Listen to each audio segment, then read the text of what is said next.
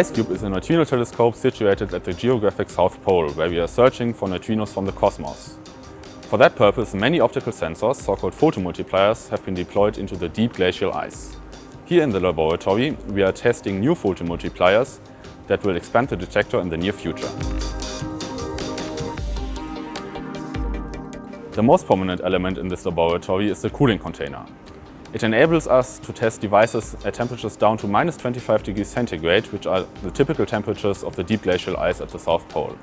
At the moment, we are testing photomultipliers, which are very sensitive optical detectors that can resolve single photons.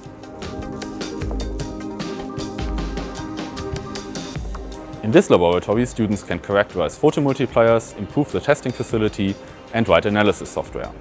Other hardware projects include the construction and operation of small Air-Cherenkov telescopes and the construction and operation of acoustic localization systems in the ice.